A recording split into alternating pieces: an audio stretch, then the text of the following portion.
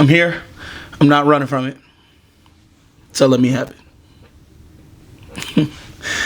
Let's talk about Bryce, man. What up, y'all? It's a Robot Watcher. Grab your binoculars, I guess, because we back.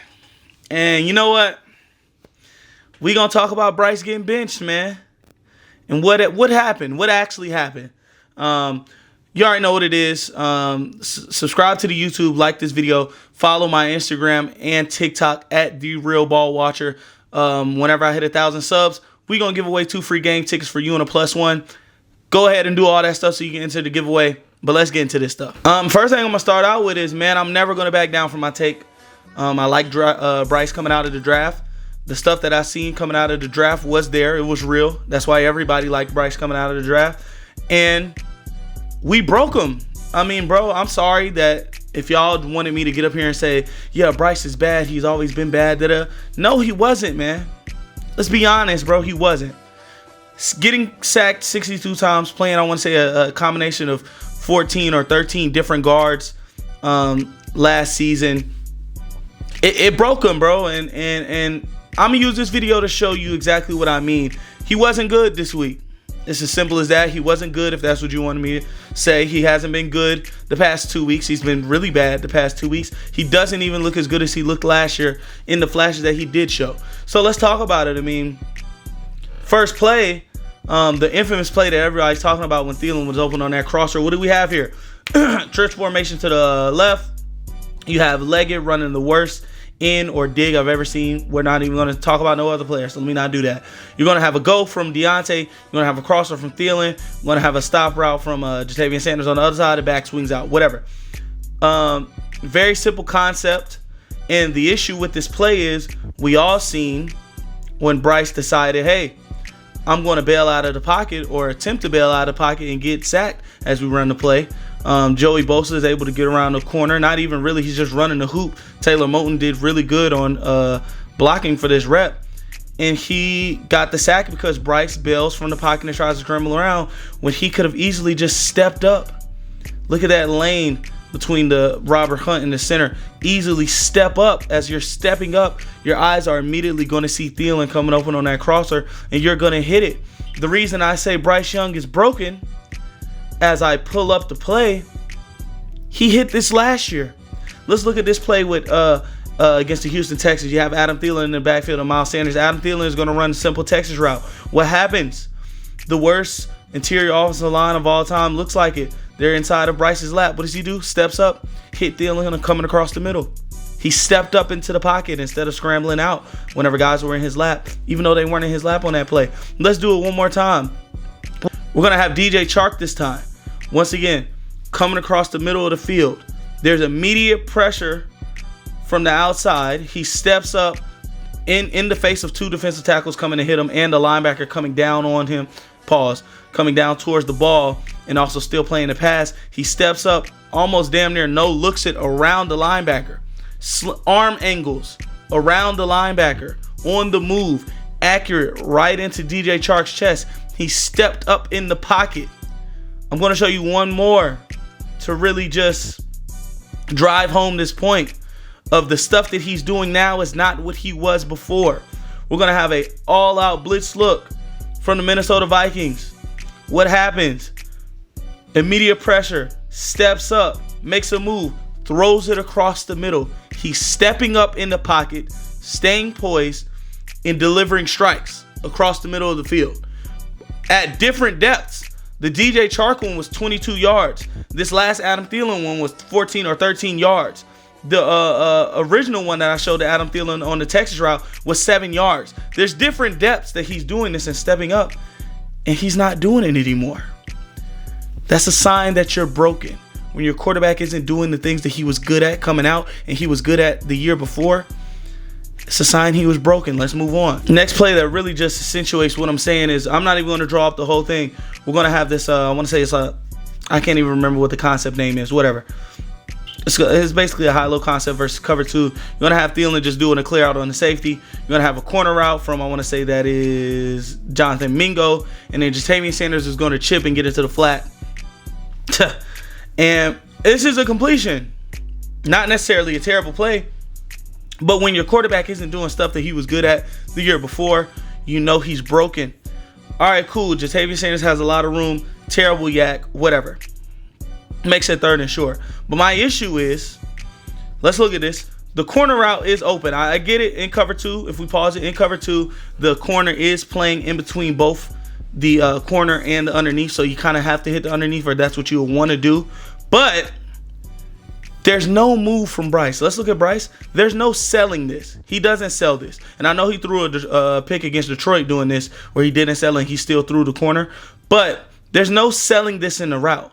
One of my favorite plays of Bryce from last year, such a simple play, was against the New Orleans Saints, where he had this same exact concept. But instead of just, just giving it to the guy underneath, he actually hit Mingo deeper downfield on the 25-yard gain, which should have been a touchdown, but Mingo is Mingo. But he sold the fake. Look at Bryce Young on this play. Tommy Tremble underneath. The corner's not necessarily playing as in between as the other one, but he's still dropping back. He's still going back towards the corner. But what does Bryce do? He sets his feet like he's going to throw it to the underneath route to Tommy Tremble. Sorry for the mic moving. And then quickly resets his feet again and throws a strike downfield into a very tight window. A very tight window, might I add. Something that he is not doing this year. Look at his footwork. His feet look so good. His feet look so good. I know it's not the ordinary footwork that you're used to seeing, but there's rhythm towards his footwork. I haven't seen him be in rhythm all season. I haven't seen him hit a tight window throw like this. I'm lying. He hit one against the Saints in week 1. But this exact concept, he's not able to complete it this past week. It's bad. That's when you know he's broken. This is why you benched him. Because I know Andy Dalton he might raise your floor and the ceiling is immensely shrink, but he'll at least hit these concepts, or at least attempt these concepts. Something that Bryce isn't doing what he was doing before. 62 sacks affect you. He's broken. No separation affects you. He's broken. And that sucks for me to say as a guy who loved Bryce Young coming out. But let's get into the next play. Now, we talked about his nuance as a passer. His footwork looking a lot better last year. We talked about the ability, his pocket presence for him to climb up into the pocket and things like that. But now let's just talk about his mobility and his accuracy on the move. It doesn't look the same. I can't necessarily explain it other than confidence and comfortability, but he doesn't look the same. Let's look at this play. We're going to have a decent play design. I actually really like this play design. Let me say a really good play design from Canales, but something basic. You're going to have a clear out corner. You're going to have Deontay coming across on a crosser. You have Tommy Tremble coming across underneath the line as your short route or your short outlet. And it's going to be a play action boot. Something that I think we should have done a lot more last year and a lot more this year. But as we run the play, you see the motion coming across. So it's actual motion before the snap. You see he does a good job of evading a defender, making a miss. But he doesn't reset his feet at all. He doesn't reset his feet at all. He's just throwing the ball out there, and it's inaccurate. It's inaccurate. I don't know what it is. I don't know if he's afraid that he doesn't have as much time anymore, but it's inaccurate. Let's pull up the play from last year. This same almost exact play. You're going to have motion pre-snap from Mingo. You're going to do the bootleg fake. You're going to have Thielen doing something. I guess it's a clear out. And then the underneath route, he's able to reset his feet and throw it on the move in between two defenders. Very tight window in between the DB Alontae Taylor and another DB chasing DJ Chark. He's able to do that actually in the face of real pressure. Not like on the last play where he wasn't necessarily pressured at all after he made the guy miss. In the face of real pressure with Marcus Davenport right in his face, he resets his feet, hit a tight window throw on this exact same concept, something he's not able to do now. His confidence is gone outside of the pocket. His confidence is gone inside of the pocket. His feet show it. His pocket presence is shot. He's not stepping up in the pocket anymore. It's bad. It's bad. This is how you know you've broke your quarterback. Let's get into one more. Last play when it comes to this, showing my point that how we broke Bryce Young. It's no one in even drawing up this play because it's doo-doo. Nothing was open. It was dead anyway. But you're going to get a double blitz from the linebackers, immediate pressure, because Chuba's not really good in pass pro. He's able to get out of the pocket, make a guy fall, and he doesn't throw the ball away. He doesn't run for the sticks. He doesn't throw the ball downfield. He just gets hit. And yes, nobody was open. But looking back at the film, my dog, throw the ball away. Run. Do something. But the most alarming to me is I talked about it in my Bryce Young video in the offseason. He's not scary. He's a headhunter. Coming out of Bama, he was a headhunter. Last year, he was still a headhunter when he got the opportunity to be one. He's not scary. So the fact that if I pause this and you have Thielen going upfield, throwing his hand up, putting the mailbox up with 2 steps on a defender, don't care how slow he is, and the safety going towards Jonathan Mingo, by the time Bryce sets his feet, the safety is on Jonathan Mingo. The middle of the field is open. Nobody in front of Thielen. Throw it up. Yes, he's probably going to get caught once it gets down there. But we've seen this exact play. We've seen this exact play. So let's run it, man. You're going to have immediate pressure from the blitzer. Chuba, once again, is terrible in pass pro. You're able to spin out of it, see that there's nobody above Adam Thielen to make a play on the ball. He throws the mailbox up with less separation. What do? Not even going to reset your feet. Just let it go. Throw the ball freely with confidence, with moxie. A headhunter. That's what he is.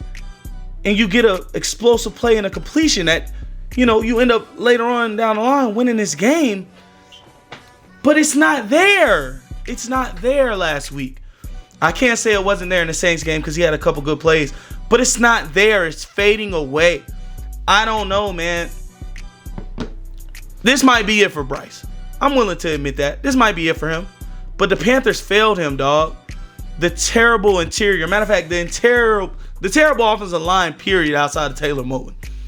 The consistent pressure. 62 sacks. The second most sacked quarterback of all time, I want to say, in that season, behind David Carr.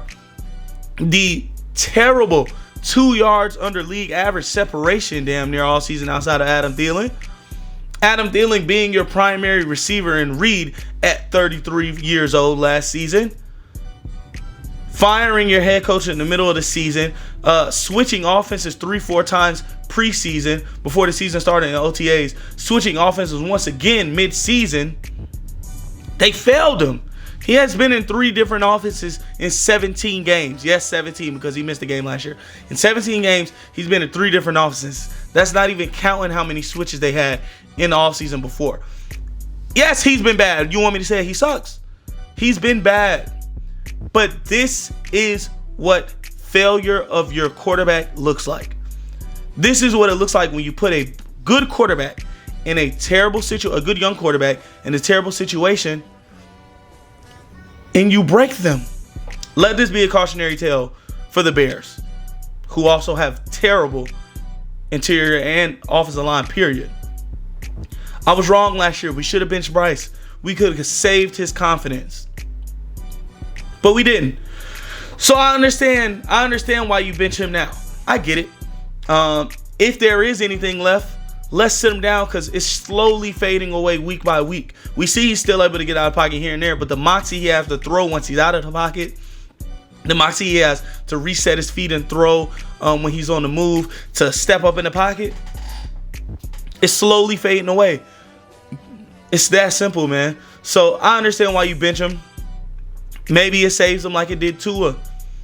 Probably doesn't, just the way that this is falling out. If his confidence is already bad, bench him in week 2 after you just said he was your quarterback and he was apparently caught off guard. Doesn't really do much for a guy's confidence that's already bad. So to me, this experience is over for me, in my opinion. I hope it's not, because like I said, I still stand by my draft take. This was a good quarterback coming out. This is a good quarterback before he got here. If he went somewhere else, he'd be a good quarterback. But that's not what it is anymore, man. It's not what it is anymore. Actually, I'm going to show one more play. I want to show a play from last week where I mentioned I still stand on my square when it comes to this play. This was a bad usage of personnel by Dave Canales. This was not what I wanted to see. But I mentioned it last week, how Bryce is so scared and shy of getting touched. And lo and behold, look at him. That's why he won't step up in the pocket. He got hit too much. So on this play, once again, we have David Moore on this end. We have a all-out, basically engage 8 blitz. And what does Bryce Young do? He does the correct read, per se. Let me say that. He makes the correct read. But the throw was inaccurate, even though David Moore was never going to catch that because he ran directly into the corner's chest at the depth that he's sitting on. He gets his face thrown into the dirt. The play was dead regardless before that. But let's look at Bryce Young. Just Bryce.